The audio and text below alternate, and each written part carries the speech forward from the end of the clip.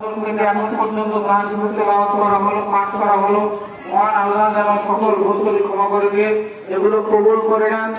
এগুলো সমস্ত সব নজরানা জনাবে পাক মোহাম্মদ মুস্তাফা আহমদ মুস্তাফা সাল্লাল্লাহু আলাইহি ওয়াসাল্লামের রওজা ও রূহ মুবারক পৌঁছায় দেন এবং হযরত মুহাম্মদ মুস্তাফা আহমদ মুস্তাফা সাল্লাল্লাহু আলাইহি ওয়াসাল্লামের দোয়ার বরকতে এই সব দেশানিকে হাজার হাজার কোটি বৃদ্ধি করে দিয়ে সকল ওলিয়াল্লাহ গাউস ও মুক্তির মাসায়ে অনেক মোবারকের জন্য আজি হাদিয়ার সহ পৃথিবীর সকল শ্রেণী মানুষের রূহ মুবারকের সবগুলো পৌঁছায় দিন। আল্লাহুম্মা আমিন।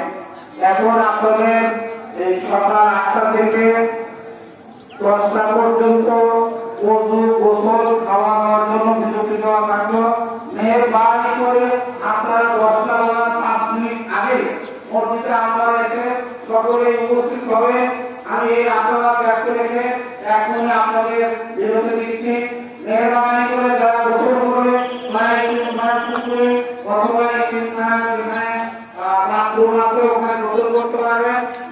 আপনার জন্য খেয়ে কিছু অপেক্ষা করবেন, ওখানে খানা পিনা মিলে খেয়ে আপনারা আবার মসজিদে আমবারে চলে আসবেন ইনশাআল্লাহ। এবং সেটা ১০টা বাজার কমপক্ষে ৫ মিনিট আগেই সকলে চলে আসবেন। এখন আপনাদের বিরতি সবাই জেনে পারে। আসসালামু আলাইকুম ওয়া রাহমাতুল্লাহি ওয়া বারাকাতুহু।